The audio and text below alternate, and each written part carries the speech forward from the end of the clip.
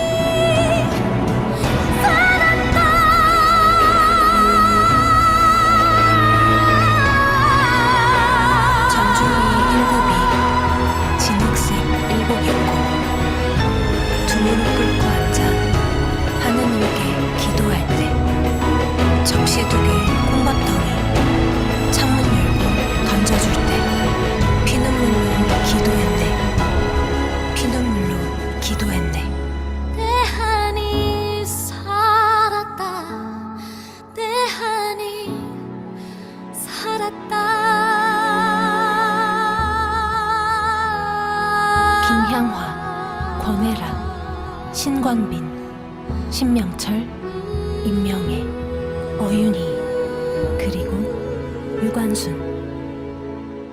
당당한 내일을 노래하던 뜨거운 목소리 잊지 않겠습니다.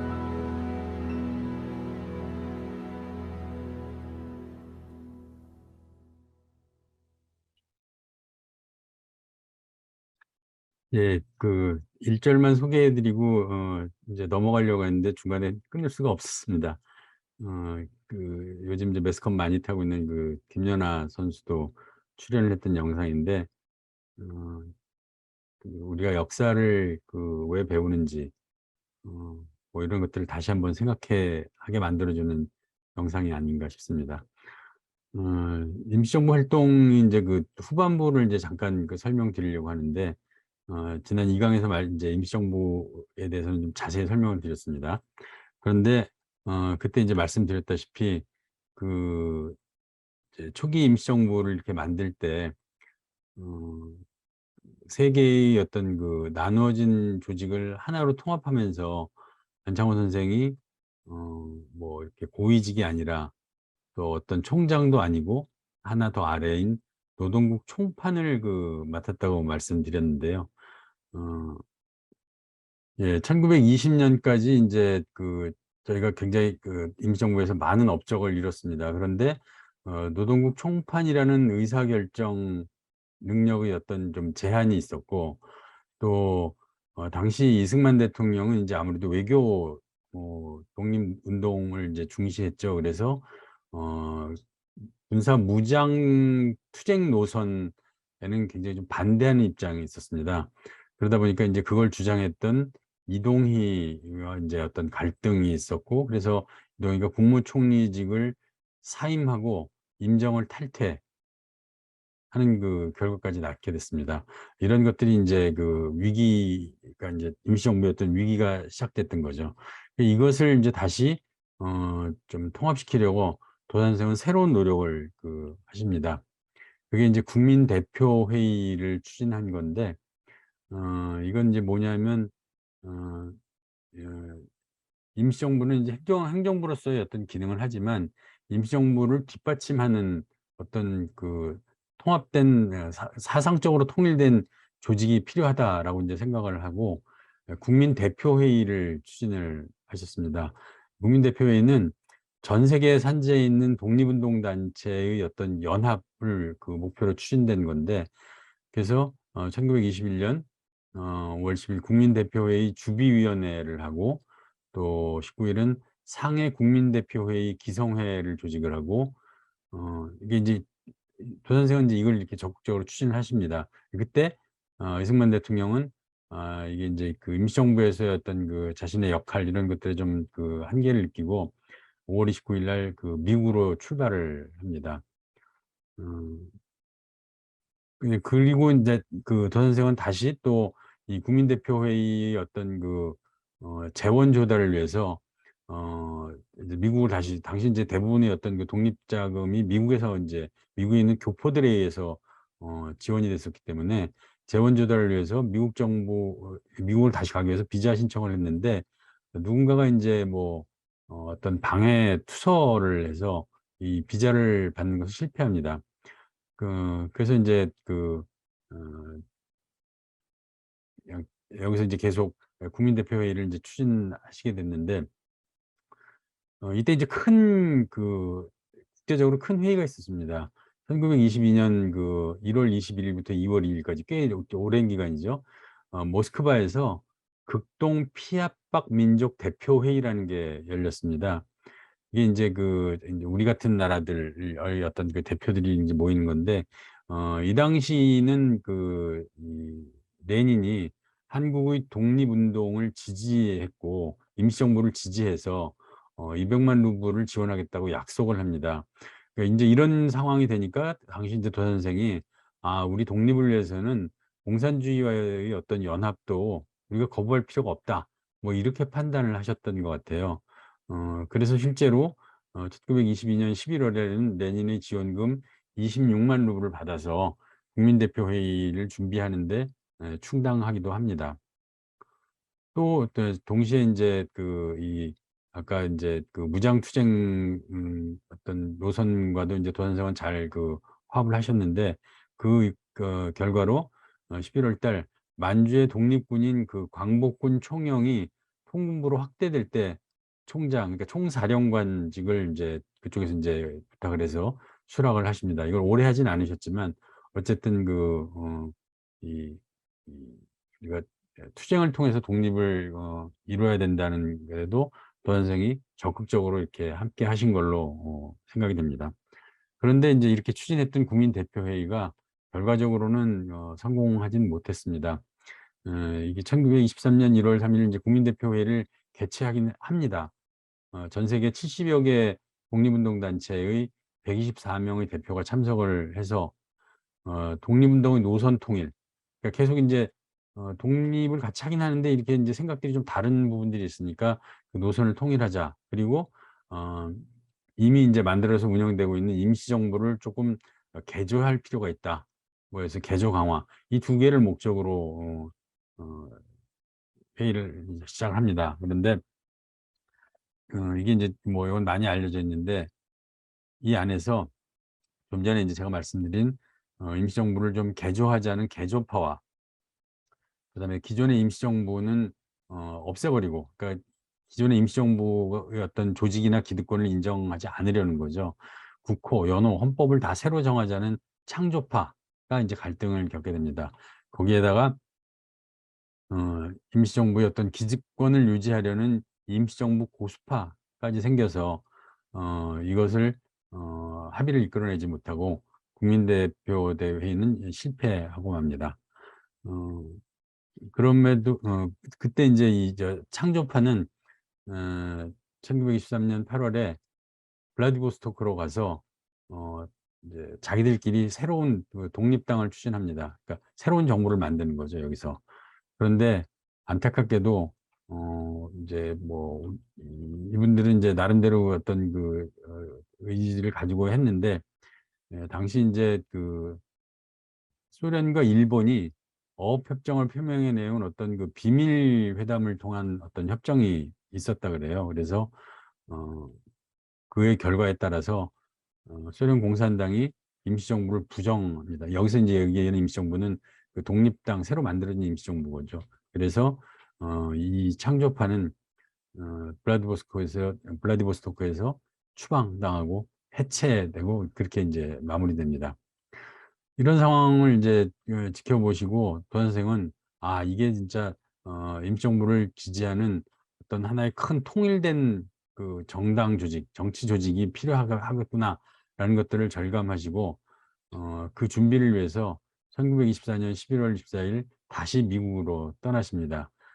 이때 이제 가서 마지막 이제 미국에서 어떤 생활이 시작이 되는데 당시 미주 지역은 지금 도난 선생이 만드셨던 대한인 국민회와 이승만 대통령이 운영하던 대한인 동지회 그리고 무장 독립 운동 노선을 지지했던 박용만의 어떤 세력 뭐 이렇게 이제 세 개가 존재했습니다. 그러니까 이때도 이제 미국을 가시는 동안에 누군가가 도난 선생이 공산주의 볼셰비키라는 투서를 미국 이민 당국에다 보냅니다. 그래서 이제 하마터면 또 미국에 못 들어가실 뻔했는데 이 담당자에게 이 투서가 접수되기 바로 전날 뭐 하루 먼저 들어가셔서 일단 들어가신 다음에 좀 뭐랄까 미국 정부의 어떤 뭐 주시를 받았달까 뭐 이런 일이 있었다고 해요. 이런 일들이 진행되면서 그러니까 도 선생이 이제 임시정부를 떠나고 나니까 임시정부에서는 1925년 3월 이승만 대통령을 탄핵하고 그리고 바로 2대 대통령으로 박은식을 대통령으로 이제 선임하면서 2차 바로 개헌을 합니다. 그러니까 이제 대통령 한 사람에게 권력이 집중돼서 발생되는 문제점들을 느꼈기 때문에 2차 개헌은 내각 책임제로의 개헌을 하게 됩니다. 제가 지금 이제 그 만들어졌을 때부터 이제 그 잠깐 임시정부의 어떤 변화들을 그 말씀드렸는데, 실제로 임시정부는 굉장히 많은 어려움을 겪습니다. 그래서 여기 보시는 것처럼 처음 상해에서 시작됐지만 뭐 항주를 거쳐서 뭐 장사, 광주, 나중에 주경까지 여러 차례 옮겨 다니게 됩니다. 그러니까 이것은 이제 일본의 어떤 그 세력이 커지면서도 있고, 또 하여튼 여러 가지 어려움으로 뭐 그 이 이런 이동을 하게 됩니다. 예. 2 년간 그 미국에서 활동을 한 도 선생은 이 임시정부를 제대로 지원하기 위해서 어떤 그 하나의 통합된 정당 조직을 가진 어 대독립당이 필요하다고 생각을 하시고, 미국에서 다시 상해로 돌아오셔서 이 작업을 시작하십니다. 1926년 3 월 하와이, 시드니, 홍콩을 거쳐서 5월 16일 날 상해에 도착하십니다. 이때는 인제 그 도 선생이 그 상해로 온다는 얘기를 듣고 임시정부에서는 도 선생을 임시정부 국무령으로 추대해 놓은 상태였습니다. 그러나 도 선생은 인제 본인이 임시정부에서 일을 한 게 아니라 임시정부를 돕는 당을 만드는 목적으로 들어오셨기 때문에 국무령을 사양하시고 홍진을 그 국무령으로 추천을 하고, 어 7월 8일 상해 3 1당에서 민족 유일 독립당이 필요하다는 그 제안 강연을 하십니다. 그러면서 인제 이 만주 전체에서 인제 적극적인 어떤 그 어 유일 독립당 운동을 하시는데, 지금 보시는 그 기사는 고 기간이 인제 1927년 길림에서 인제 도 선생이 그 강연을 할 거다라는 동아일보의 기사고요.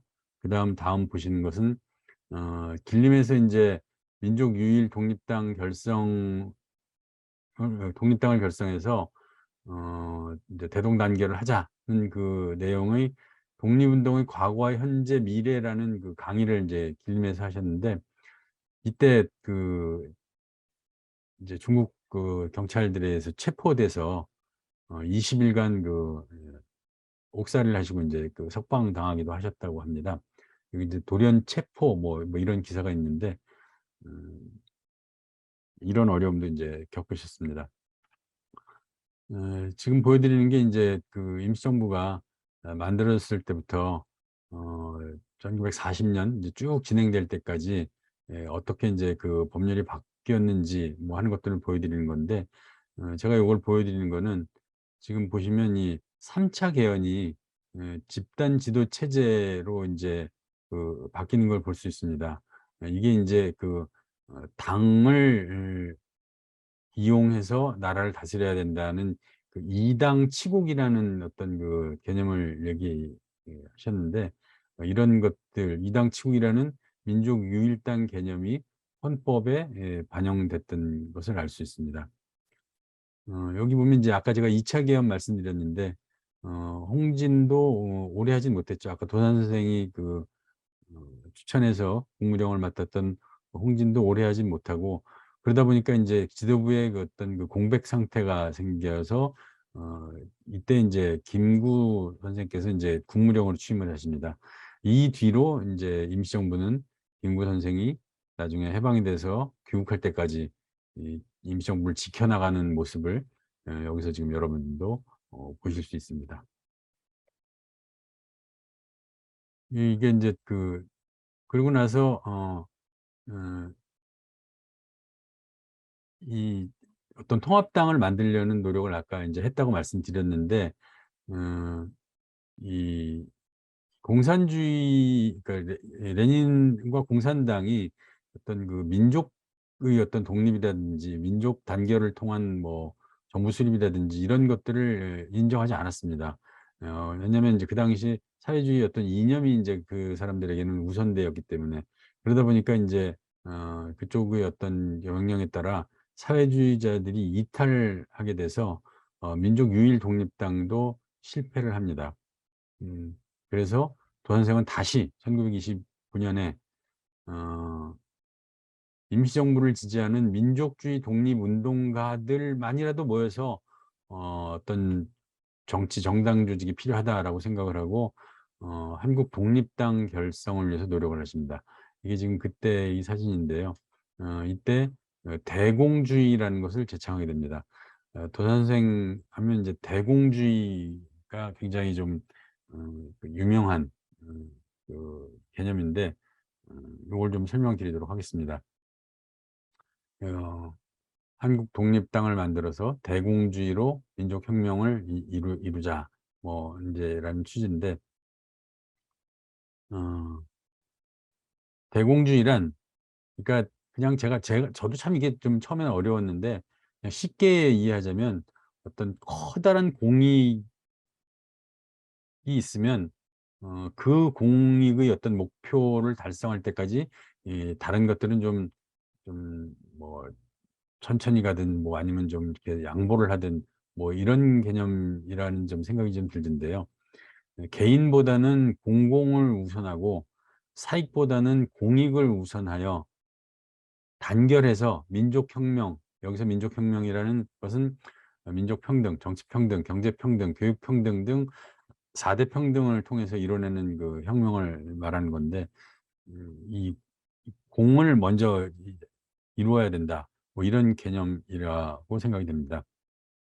그래서 이제 결국 이런 노력의 결과로 1930년 1월 25일 한국 최초의 정당 조직체 상해 한국 독립당을 창당을 합니다. 그리고 2 월부터 바로 이런 이 당을 지지하기 위해서 상해 한인 청년당, 상해 한인 애국부인회, 상해 한인 여자청년동맹, 상해 한인 소년동맹 뭐 이런 것들을 조직해서 임시정부를 지원하도록 하십니다. 어 실제로 인제 이 독립당은 인제 이런 것들이 인제 운영이 되면서 도 선생은 인제 중간에 그 돌아가셨지만 지금 이 사진을 보시면 도 선생이 돌아가신 이후인 1940 년에도 한국 독립당이 계속 그 활동을 하는 것을 알 수 있습니다. 예. 지금 여기 보시면 그 사진 아랫줄을 가운데 오른쪽에 보면 이제 6번째 김구 선생이 보이실 텐데요. 어 제일 오른쪽 끝에 일렬 제일 오른쪽 끝에 계신 분이 임시정부에서 국무위원을 하셨던 그 차리석이라는 분인데요. 요 분에 대해서는 이제 좀 뒤에 다시 좀 설명드리도록 하겠습니다. 예. 도한 선생은 그 어떤 그 당을 만드는 것도 인제 열심히 하셨지만 독립운동의 어떤 근거지가 될 수 있는 한인 모범촌을 건설하시려는 계획을 세우셨습니다. 이거는 신민의 시절부터 이 독립운동의 최적지를 만주로 보고 길림 지역이라든지 뭐 이런 데 이상촌을 건설하려는 노력을 꾸준히 경주하셨는데요. 음 이걸 위해서 아까 인제 마지막 미국 순방을 할 때도 유타주의 솔트레이크 시티에 있는 몰몬교 자치 공동체를 찾아서 이 공동체가 어떻게 운영되는지 모범촌을 만들기 위한 자료들을 수집하시기도 하셨고요. 네. 이런 것들은 실제로 어 도산이 아니면 당시의 어떤 독립운동가들로서는 상상하기 어려운 어떤 굉장히 원대한 계획이 아니었나 이런 생각이 듭니다. 실제로 이런 일을 수행하기 위해서 기지개척을 위해서 필리핀을 답사하신 기록도 있습니다. 보시면 지금 어 이게 필리핀을 찾았을 때 원주민들과 인제 찍은 사진인데 하여튼 뭐 지금도 생각하기 어려운 어떤 큰 그림들을 가지고 독립운동을 다각적으로 진행하셨다는 것들을 알 수 있습니다. 어 동시에 인제 오셔서 어 그 수 수 흥사단의 어떤 흥사단은 이제 미국에서 만들어져서 미국에서 활동하는 조직이었죠. 이걸 인제 국내에다 활동을 인제 하기 위해서 수양동호회라는 걸 인제 만들게 됐는데요. 이 인제 처음에는 수양동호회라고 인제 만들어졌다가 나중에 도산상 선생께서 "우리 목적은 수양에 무게가 있는 건 아니다." 해서 수양을 떼고 동호회라고 이제 그 이름을 바꾸셔서 활동을 하십니다. 이게 이제 사실은 그 실질적인 어떤 그 독립운동 그 조직을 그 운영한 거죠. 이건 나중에 이제 이 노 선생께서 이렇게 돌아가시게 되는 어떤 그 원인 중에 하나가 이 일제가 이 동호회 사건이라는 것을 일으켜서 회원들을 검거하는 과정 속에서 인제 돌아가시게 됐는데, 어쨌든 이때 인제 동호회 활동을 또 적극적으로 하십니다. 이런 활동들을 인제 쭉 하고 계실 때 1932 년에 윤봉길 의사의 그 홍구공원 의거가 일어납니다. 음 이게 인제 그 의거를 하시기 며칠 전에, 거사에 앞서서 며칠 전에 인제 그 찍으신 그 윤봉길 의사의 사진인데요. 음 여러분 이 얘기도 아시죠?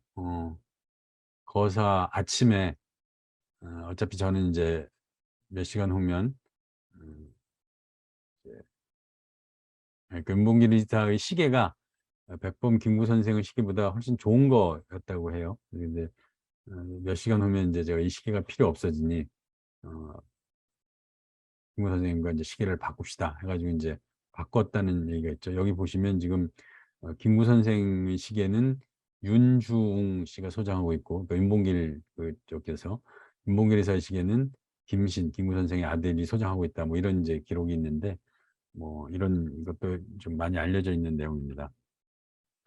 그래서 1932년 4월 29일 홍구공원에서 어 폭탄으로 의거를 이제 하시죠. 근데 그때의 그 사진을 지금 보고 계시고요.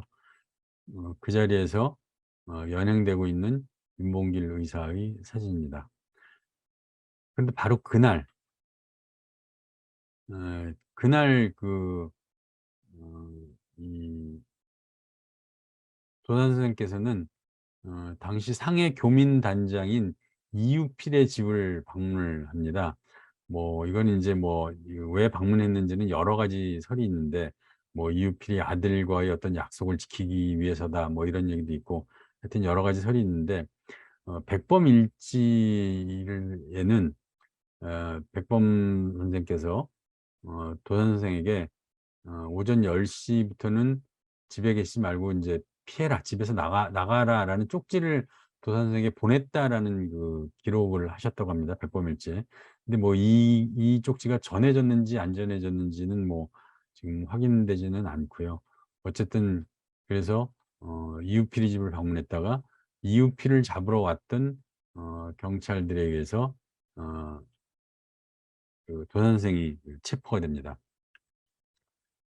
지금 보시는 게 인제 며칠 후 5월 1일 상해에서 도 선생이 어 체포됐고, 그리고 일본 경찰에 인도됐다 는 그 기사고요. 어 지금 보시는 것은 어 대한민국 임시정부에서 재미 한족 연합위원회에 보낸 전보입니다.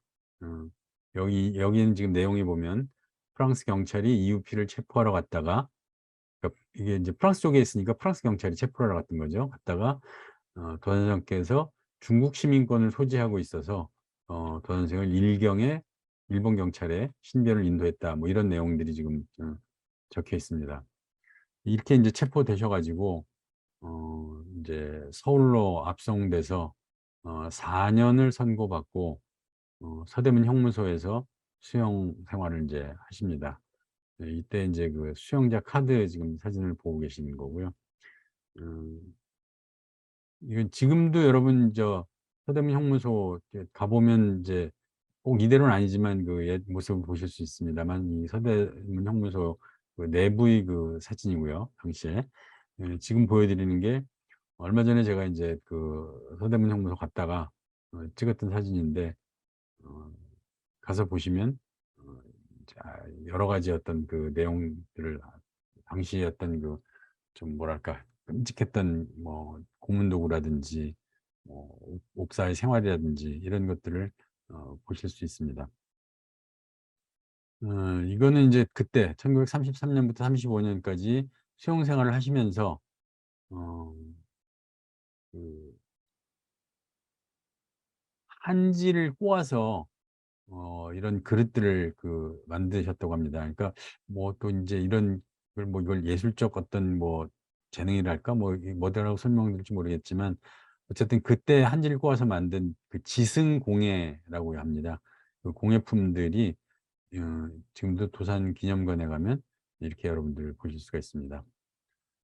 어, 이제 1935년 2월 달에 이제 가출옥을 하십니다. 이게 이제 형보다 이제 1년 앞서서 일단 일본에서 이제 도선생의 어떤 건강이라든지 이런 것 때문에 가출옥을 시키는데, 가출옥을 시키면서 1년간 주거 제한을 걸었던가 봐요. 그래서 도선생께서는 평남 대동군 대보산에 있는 송태산, 옛날 고구려 시대 송태사라는 절터에 직접 이 산장을 만드셔서 여기서 이제 기거를 하십니다. 1년 동안.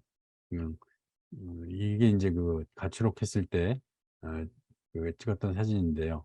왼쪽이 이제 여운형, 그리고 오른쪽이 이제 조만식 선생, 뭐 이렇게 지금 같이 찍은 사진이 있습니다. 지금 보시는 거는 그 당시 이제 산장에서 생활할 때 송태산장 내부 서재의 사진이고요. 이것은 또 이제 돈 선생이 기거하는 동안에 이제 많은 어떤 뭐 청년들이 이제 말씀도 듣고 뭐 하러 이제 방문을 했습니다. 그래서 그때 방문을 했던 청년 학생들의 사진입니다. 이게 이제 가출옥이 끝나고 나니까 이제 또 돈 선생께서는 전국을 돌면서 또 독립의식을 고취하려는 어떤 연설도 하시고, 또 독립자금을 마련하기 위해서 노력도 하시고 하면서 이제 전국을 또 순행을 하셨어요. 이 사진은 제가 우연히 인터넷에서 검색을 하다 보니까 부산 초량교회에 이런 사진이 걸려 있다고 블로그에 보니까 나와 있더라고요. 그래서 거기서 제가 이 사진을 하나 캡처해 봤는데, 그 기간이죠. 이제 전국을 순회하실 때 1936년 10월에 부산 초량교회를 방문했던 기념 사진이 초량교회에 아마 지금 걸려 있는 거 봅니다. 그런 사진이었고요. 이렇게 이제 노력을 하시고 있는데, 아까 말씀드린 대로 일제가 이제 우리 독립운동가들을 다 이제 전부 다 체포하는 사건이 벌어집니다. 중일 전쟁이 1937년 7월 7일 날 일본이 중일 전쟁을 일으키는데, 7월 7일 그 직전인 6월 28일 날 동호회 사건이라는 걸 일으켜서 180명의 지식인을 검거하고 이때 도산 선생도 이제 체포당하게 됩니다. 이게 이제 당시 동호회 사건으로 체포돼서 취조를 받았던 종로 경찰서의 사진이고요. 이때 이제 이렇게 다시 수감이 돼서 이제 고생을 굉장히 많이 하십니다. 이 마지막 이 수감 때 얼마나 이제 뭐랄까 뭐 고문도 하고 뭐 이 고생이 많았는지, 이 사진을 보시면 지금 이제 이게 도대체 누군지 알아보기 어려울 정도로 이제 이렇게 어, 많이 좀 얼굴이 안 좋아지신 것들을 볼 수 있는데요. 음, 이 사진이 얼마나 이게 변화가 심했는지 돈 선생의 옛날 사진들을 좀 보여드릴게요.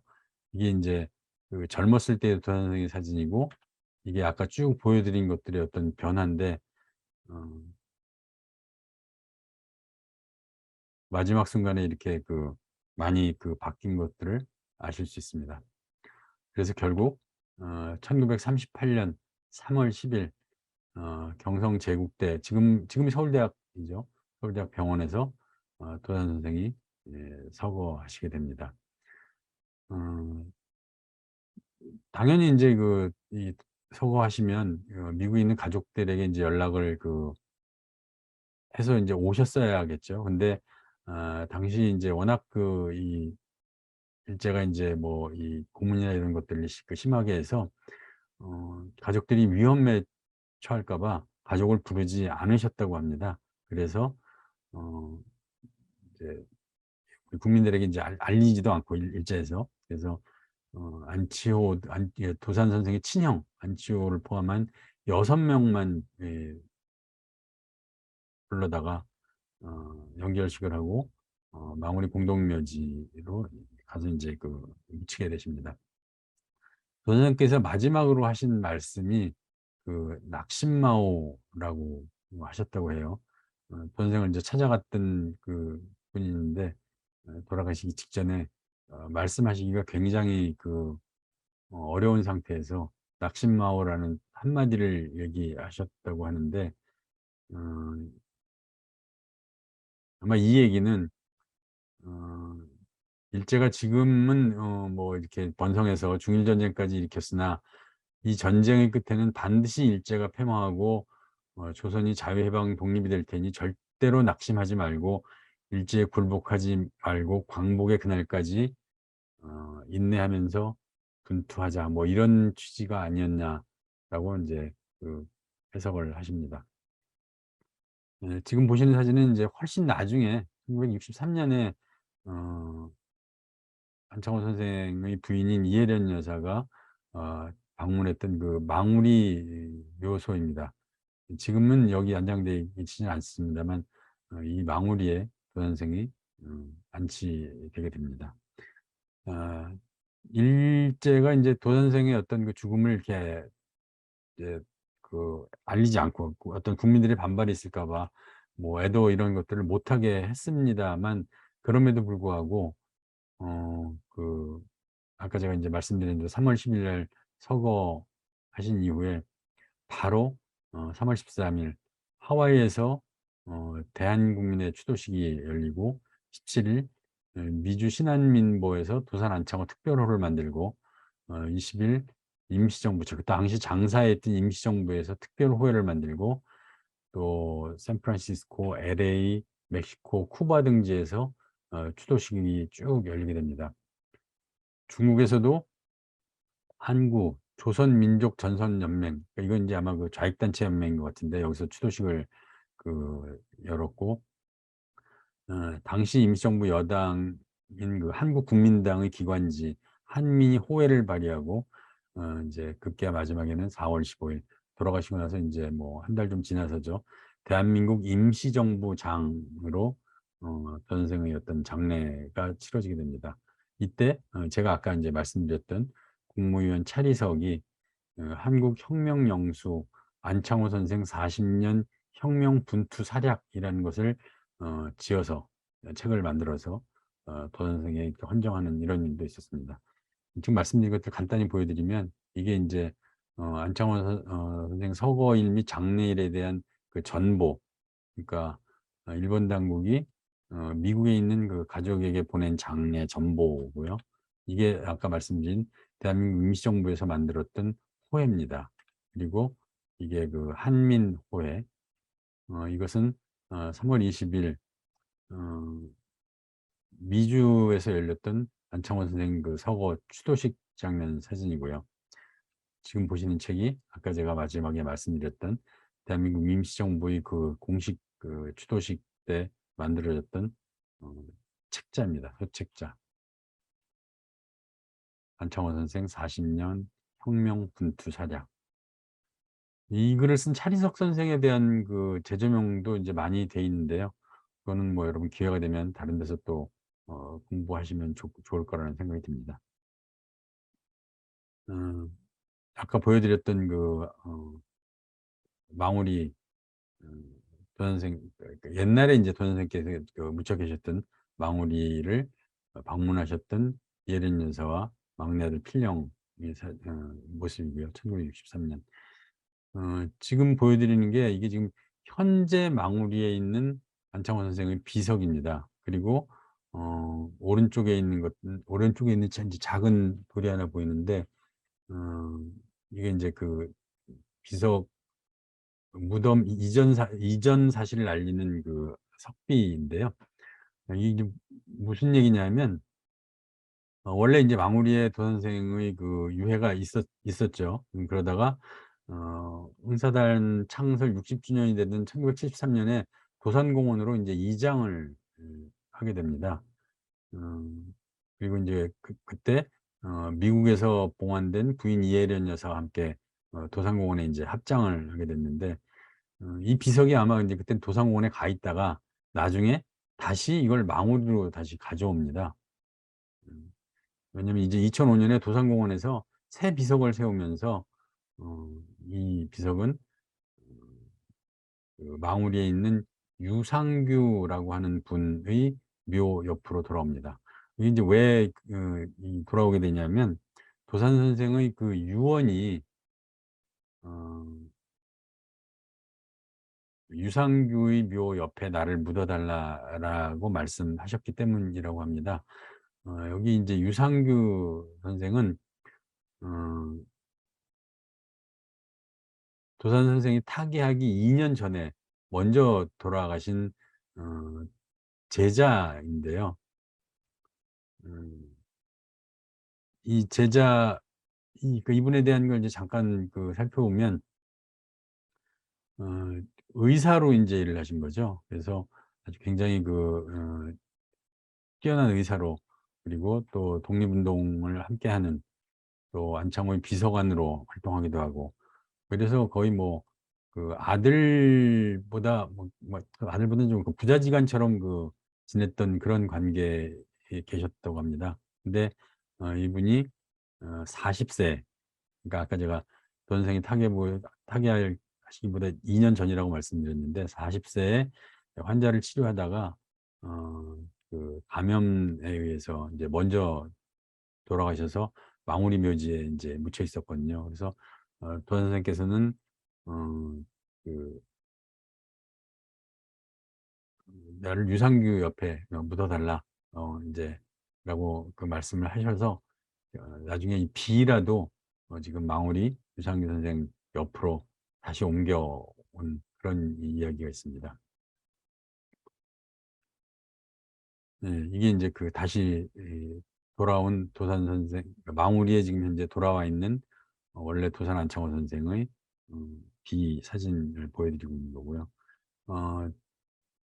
그 옆에는 김봉성이라는 애국지사의 묘도 현재 망우리에 같이 있습니다. 예, 이분은 아까 이제 말씀드린 도산의 형인 안치호의 사위, 그러니까 도산의 조카 사위인데, 이분도 이제 어, 유학도 다녀오시고 또 활동도, 기자로서 활동도 하시고 뭐 그러다가 동호회 사건으로 이제 같이 구속됐다가 나중에 1943년에 이제 돌아가셨는데, 어쨌든 지금 이분의 묘도 그 옆에 같이 있습니다. 그렇게 이제 돌아가시고, 이제 이건 이제 훨씬 뒤 얘기입니다. 2018년에 미국 캘리포니아주에서는 캘리포니아, 그러니까 미국에서 우리 미주 한인들을 위해서 노력하신 도산 선생을 기념하기 위해서 도산 안창호의 날을 제정을 했습니다. 이때 이제 안창호의 날 결의안을 만들었는데, 이 결의안의 뭐 중요한 내용을 좀 몇 개만 살펴보면, 1913년 샌프란시스코 흥사단으로 알려진 한인 청년들의 아카데미를 설립하고 좋은 시민의식을 형성을 돕는 도덕과 윤리를 육성하기 위해 어떤 노력을 하셨고, 그래서 오늘날에도 그의 개척 정신 및 애국심은 여전히 한국 이민자들이 마음속에 남아있다. 그것을 기념해서 도산 선생의 탄신일인 매년 11월 9일을 도산 안창호의 날로 채택하고 선언한다 라는 내용입니다. 미국에서는 이제 이렇게 좀 도산 선생을 인정하고 있는 거죠. 이게 이제 수감되셨을 때 쓰셨던 어떤 수첩하고 지갑 종류들인데, 내용에는 또 뭐 이런 것들 이제 메모하신 것들이 있습니다. 이건 다 지금 현재 도산대로에 있는 도산기념관에 전시되어 있는 것들을 제가 여러분께 보여드리고 있습니다. 예, 그리고 이제 좀 시간을 내서 도산의 가족을 소개하는 영상을 몇 개 보여드리고 마무리 짓도록 하겠습니다. 도 선생은 지금 가운데 이혜련 여사가 계시고, 아드님 3분, 따님 2분, 이렇게 지금 가족이 계십니다. 이혜련 여사는 뭐 이제 앞에 몇 번 나왔습니다만, 어, 사실 이혜련 여사도 미국에서 독립운동을 하신 독립운동가신 거죠. 그래서 1962년에 이건 LA에서 안창호 선생에게 드리는 건국 훈장을 지금 이제 대신 받는 사진인데요. 어, 이게 이제 그때 건국 공로 훈장 지금 사진입니다. 보여드리는 거는 예린 여사가 독립자금을 만들어서 남편인 도산생을 돕기 위해서 바느질, 재봉틀질을 많이 하셨는데 그때 쓰셨던 재봉틀이고요. 이런 어떤 예린 여사를 소개하는 영상이 있어서 EBS에서 만들었던 영상인데 제가 좀 짧게 좀 정리를 했습니다. 이걸 잠깐 보여드리도록 하겠습니다.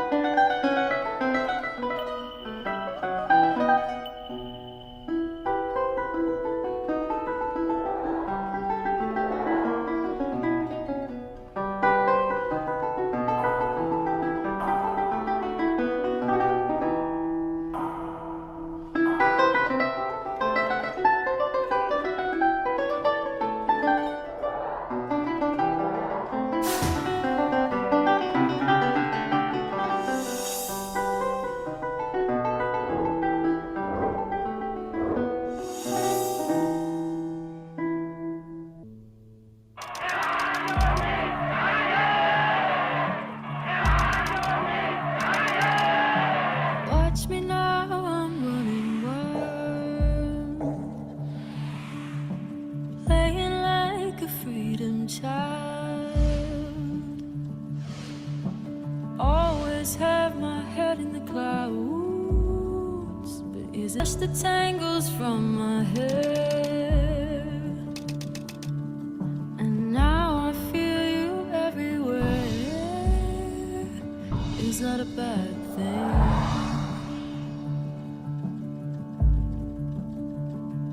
Cause my heart drops like an avalanche when I can't stop wanting you.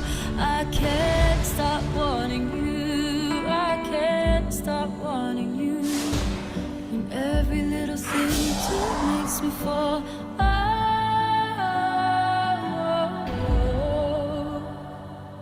Hey. It makes me fall.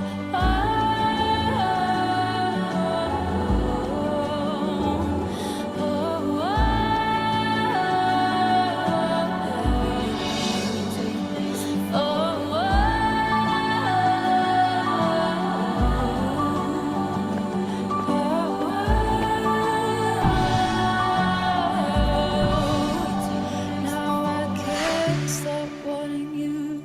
I can't stop wanting you. I can't stop wanting you. When every little thing you do makes me fall, I can't stop wanting you. I can't stop wanting you. 예, 독립운동가 이혜련 여사를 소개하는 영상을 지금 보셨는데요. 그래서 이제 2008년에 당시 이명박 대통령 시절에 이혜련 여사에게 건국 훈장 애족장을 추서했습니다. 지금 재밌는 게 여기 지금 국무총리가 한승수라고 돼 있는데요. 이 한승수 총리가 지금의 국무총리죠. 이명박 대통령은 도산 안창호 선생을 가장 존경하는 인물이라고 얘기를 한 적이 있는데요. 실제로 보면 이명박 대통령 때 이 사회통합 수석으로 일을 하신 박인주 수석은 여러 가지 활동을 하셨습니다만 가장 큰 활동이 그 흥사단 이사장을 하셨던 분입니다. 이분도 취임 때 보면 하신 말씀이 나에게 한 오름이 있으면 남에게도 한 오름이 있음을 알라. 둥근 돌이나 모난 돌이나 다 골고루 쓰임새가 있나니 남의 잘못을 탓하지 말라는 도 선생의 말씀을 인용하셨다고 합니다. 뭐 어쨌든 이명박 대통령이 도 선생을 좋아했다는 것들이 이제 이런 인사도 있었다는 걸 이제 여러분들한테 말씀드리고요. 그리고 이제 다시 이제 도산의 자녀들에 대해서 지금 좀 소개를 드리도록 하겠습니다. 지금 보시는 사진은 이제 마지막으로 미국에서 찍은 가족 사진인데, 여기 보면 지금 이제 자녀분이 4분만 보이고 왼쪽에 사진이 하나 따로 지금 나와 있는데, 이때 이 막내 안필영님은 이제 태중에 있었던 거죠. 그래서 그 안필영 인터뷰를 보면 아버지를 한 번도 나는 직접 보질 못했다, 뭐 이런 안타까운 그 얘기가 있던데, 뭐 이런 상황이었습니다. 이 도산의 자녀들을 제가 이제 간단히 좀 먼저 설명을 드리면, 먼저 이제 안필립은 그 헐리우드 명예의 거리에 이름을 새긴 최초의 한국계 배우고, 또 아들 안필선은 UC 버클리 화학과를 졸업해서 나중에 하워드 휴즈 항공 부사장을 역임하십니다. 그리고 많이 알려져 있는 안수산, 따님은 안수산, 이분은 동양인 여성 최초의 미 해군으로 일을 하셔서 나중에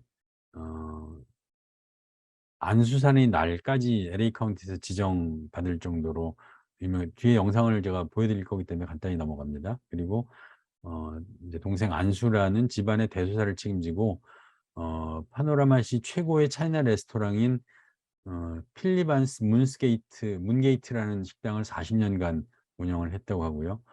막내인 안필영은 올해 2월에 이제 돌아가셨죠. 아까 말씀드린 대로 아버지를 직접 만나지 못했지만 아버지 생애 업적에 대한 강연을 많이 하셨습니다. 지금 보시는 게 이제 그 안수산에 대한 그 소개 사진들인데요. 소개 영상을 좀 잠시 보도록 하겠습니다. 도산 안창호 선생의 장녀이자 미 해군 학사장교이며 제2차 세계대전에 참전한 참전용사 안수산에 대해 알아보자. 안수산은 1915년 1월 16일 미국 LA에서 도산 안창호의 3남 2녀 중 셋째이자 맏딸로 태어났다. 그녀는 어려서부터 한국의 독립운동에 헌신한 부모의 영향을 받으며 자랐다. 안수산이 11살 때 아버지 안창호는 임시정부의 국무령이 되어 상해로 떠나게 된다. 떠나던 날 안창호는 안수산에게 훌륭한 미국인이 되어라, 그러나 한국인의 정신을 잊지 마라 라는 말을 남겼다고 한다. 그리고 그녀는 LA에서 초중학교를 거쳐 벨몬트 고등학교에 진학하였다. 안수산은 고교 시절에 야구와 필드하키 등 스포츠에 재능을 보였다. 이후 LA시티 칼리지에서는 대학 최초의 아시아계 미국인 여자 야구 선수로 활약하였다. 그리고 샌디에이고 주립대학교에 진학하여 사회학을 전공하였다. 1941년 12월 일본의 진주만 폭격으로 미국이 제2차 세계대전에 참전하자 그녀는 아버지 안창호의 뜻을 이어 일본과 싸우기 위해 1942년 그녀는 자원 입대하여 미 해군 최초의 아시아계 미국인 여성 군인이 되었다. 그녀가 처음 군에 지원했을 때 아시아계라는 이유로 탈락했었으나 재지원해서 입대할 수 있었다. 1943년 안수산은 성차별을 딛고 미 해군의 최초로 여성 포격술 장교로 인간되었다. 그리고 그녀는 중위로 진급한 뒤 미 해군 정보국과 국회도서관에서 복무하였고 1946년에 제대하였다. 그 후 1959년까지 워싱턴 DC에 있는 국가안보국에서 암호 해석을 주로 하는 비밀정보 분석요원으로 일하였다. 냉전기간 동안 안수산은 대소련 섹터의 300명 이상의 싱크탱크에 대한 책임자로서 국방을 위한 1급 비밀 프로젝트를 수행하였다.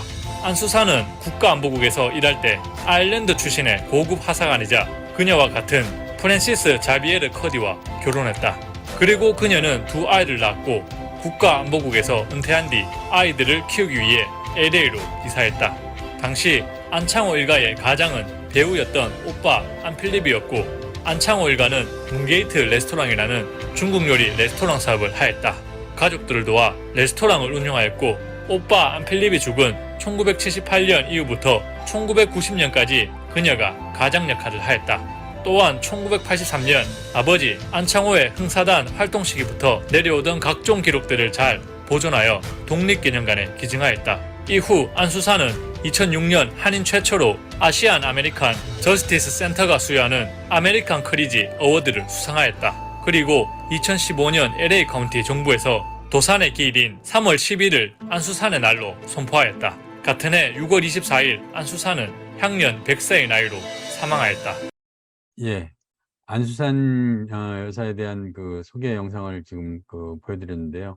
이번에는 큰아들인 안필립에 대한 그 영상, 무한도전에서 잠깐 소개했던 영상인데요. 그걸 통해서 안필립이라는 분이 어떤 분인지 소개해드리려고 합니다. 지금 보시는 사진은 도산공원 기공식에 참석했을 때 그 안필립의 모습입니다.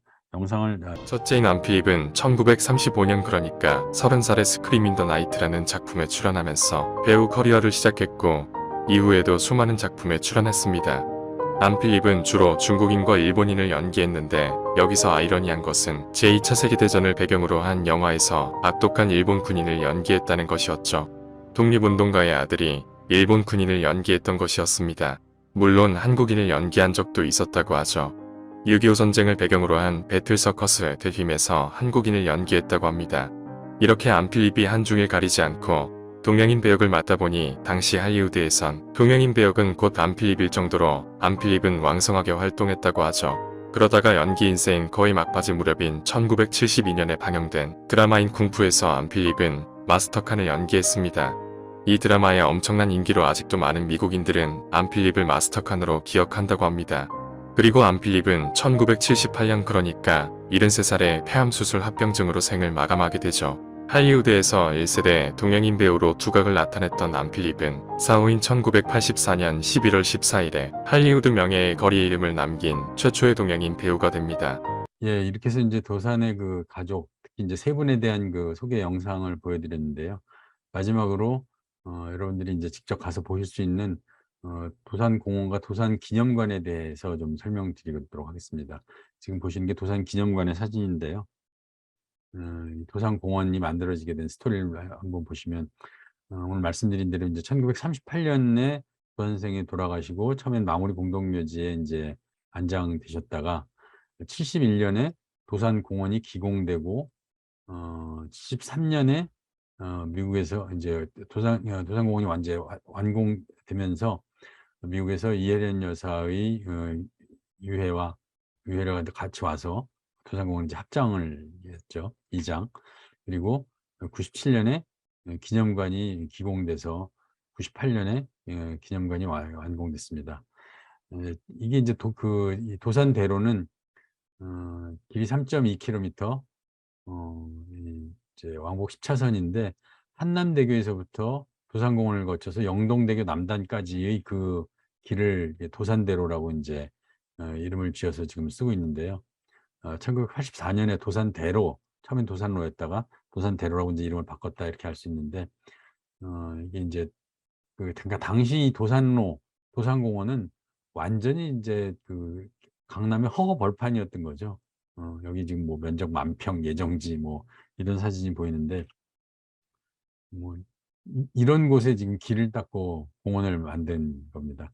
처음에 기공식을 할 때 저 안필립이 와서 뭐 이런데 이런 시설을 짓는 뭐 그런 이제 좀 당혹감도 뭐 있었던 얘기가 있었는데요. 지금 보시는 게 이제 그 기공식 사진이고 기공식 기념 사진, 그리고 이게 이제 73년에 이장식 사진, 그러니까 마무리에서 이제 넘어오고 여사님들 이제 오시고 했을 때 그 사진입니다.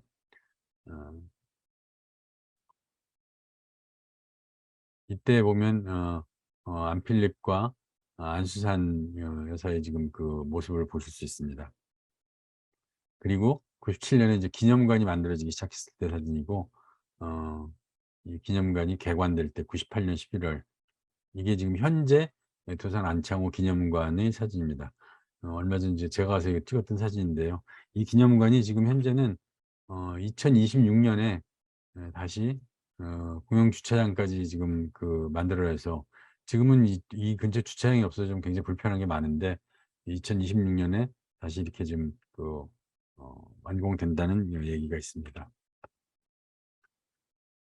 예, 이렇게 해서 세 번의 강의에 걸쳐서 도산 선생의 어떤 생애 그리고 임시정부에서 하셨던 역할, 그 이후로 끝까지 어떤 우리 독립운동 조직의 어떤 통합을 위해서 노력하시다가 돌아가실 때까지의 그 이야기를 여러분께 전달해 드렸습니다. 그리고 오늘은 이제 마지막으로 도 선생의 어떤 그 가족에 대한 얘기, 그리고 제가 한번 이제 가보시라고 얘기하는 도산 기념관에 대한 그 소개까지 해드렸습니다. 도 선생이 보여주신 리더십은 보면 언제든지 자기가 주인공으로 나서기보다는 일이 잘 되기 위해서 다른 사람들이 어떤 단합을 위해서 본인이 낮은 자세로 일하는 서번트 리더십을 계속 보여주셨는데요. 우리가 리더십에 대한 얘기들이 나오게 된 게 이제 불과 몇십 년, 경영학에서 나오게 된 게 이제 몇십 년 이렇게 된 것 같은데, 이미 100년 전부터 어찌 보면 리더십 교과서의 전형 같은 것들을 보여주신 게 아닌가 하는 생각을 해보게 됩니다. 예.